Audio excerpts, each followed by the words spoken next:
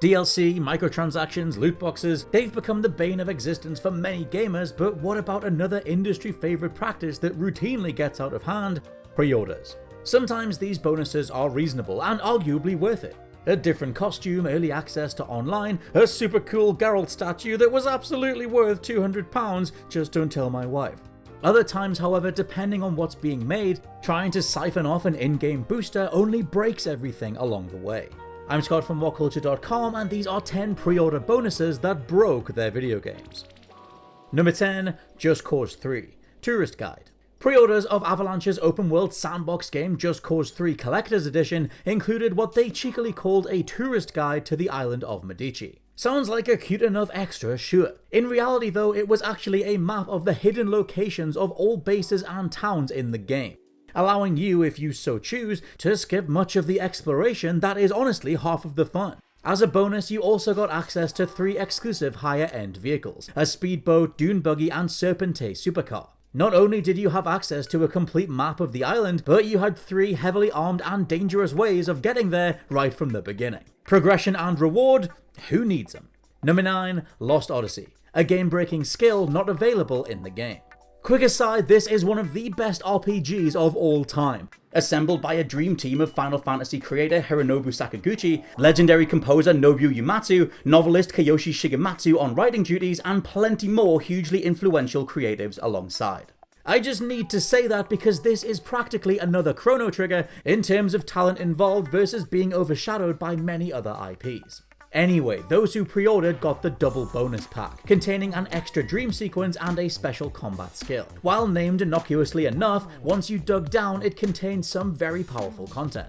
Where the dream added more backstory, the Master's Secret Script gave players an advanced combat skill that allowed for frequent protection from enemy attacks. It couldn't even be earned in any way during the game, making this an auto-win button if you'd paid the cash. To make matters worse, this paid pre-order was made free DLC on Japanese storefronts, leading to thousands of players elsewhere creating Japanese accounts just to acquire the item and then steamroll the rest of the story. Number 8, Test Drive Unlimited 2, the WAL-MART Supercar. Here, those who pre-ordered at Walmart received a voucher that could be redeemed in-game to claim a special vehicle. Walmart, however, weren't offering just any car. They were offering players the legendary Bugatti Veyron, a supercar that in the real world has a top speed of 407 km an hour, or 253 miles an hour, and sells for a cool $2 million US. When the game was released in 2011, it was the fastest car on Earth. The use of this car was so overpowered from the start that developers Eden had to buff other cars so that anyone else would even stand a chance. Players who bought their pre-orders from other outlets and who received lesser cars, for example the Audi R8 from GameStop, were outraged, and there was considerable fan backlash. Number 7, Payday 2, the Blueprints. A huge part of Payday 2 is figuring out the right combination of weapons, disguises and partners to successfully pull off its many heists. With that in mind, purchasing the Career Criminal Edition gave players quite an advantage right from the start. You were given access to a unique high-end red dot scope, a boatload of in-game cash, unique accessories, early access to online beta testing, game-long discounts for all items and weapons, and most importantly, an in-world heist guide and blueprints for every single heist. These last 2 items alone provided a ton of hints and specific tricks, and in the case of physical blueprints, gave you a literal route that revealed objectives not shown on your in-game map.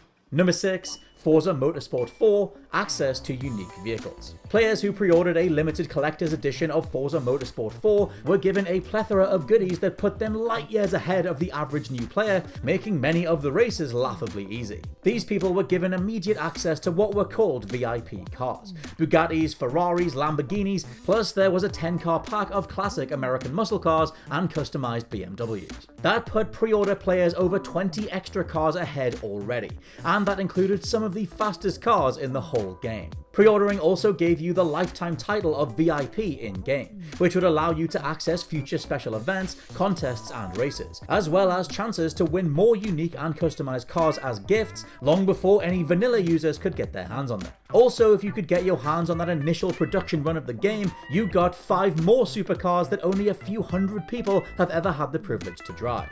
Number 5, Left 4 Dead 2, an exclusive melee weapon. In the world of Left 4 Dead 2 and its ravenous undead, it would would be reasonable to assume that a baseball bat would seem a pretty mundane item. You would, however, be very wrong. Players who pre-ordered Left 4 Dead 2 were provided access to a unique melee weapon, the baseball bat, which was a new design with its own characteristics and not just a reskin of the existing cricket bat. Players could get their hands on the baseball bat in one of the starting safe rooms, long before you would normally find a weapon of this nature. It was a surprisingly effective melee weapon too, able to kill most low-level infected in 1 or 2 hits. Even better was the fact that if anyone on your team had this bat, all players would have access to it from the get-go, giving everyone in your group a boost and totally changing the nature and difficulty of the early game. Number 4. Mortal Kombat 10, playing as GORO. Gamers who pre-ordered Mortal Kombat 10 were given a code that unlocked legendary MK character GORO. He's been a part of MK mythology since the first game way back in 1992, and the code allowed you to step into his oversized shoes from your first fight. While GORO had been playable as a character before, it was usually as an unlockable as part of your progress through the game. Here, NetherRealm were giving people a chance to play as this 4-armed monstrosity right from the beginning. GORO's moveset and power are straight up ridiculous. From invincibility frames to leaping off screen and auto-targeting your opponent, this over-the-top aspect makes him a blast to play, but impossible to fight online. The dreaded punch walk animation quickly became the most hated move in the whole game. Number 3. Gran Turismo 5, Supercars from the start. What the hell is it with all these driving games and just breaking any sense of real competition right from the start? Gran Turismo 5 offered several pre-order supercars that weren't available in-game. Depending on which retailer you ordered from, you could get access to an Audi R10, a Honda NSX, a Mazda 787B, a Mercedes SLS AMG, a Nissan GTR GT500, and a McLaren F1.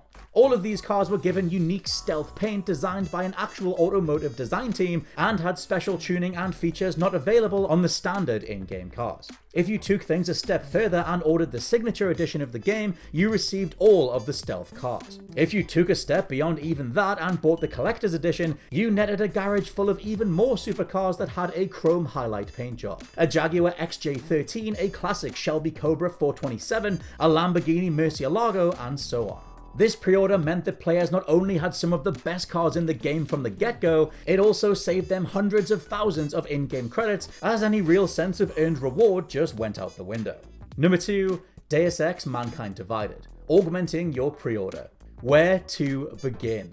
The pre-order system for Mankind Divided soured potential buyers and dug a hole the game would have to work really hard to climb back out of. Said to be an opportunity for pre-ordered games to be unique to each player, this augment your pre-order system was honestly just a cash grab. Square Enix designed 5 tiers of pre-order goodies that buyers could choose from. The more people who pre-ordered, the better the possible rewards. Go rope your friends into the gamble that is a video game's launch date, and maybe if we all do it, we'll all get some worthless tat.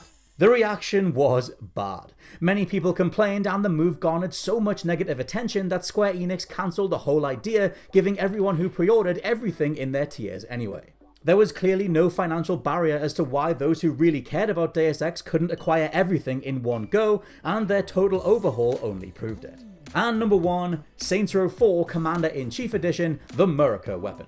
A series that prides itself on going as far over the top as possible, Saints 4's in-game pre-order bonus was no exception.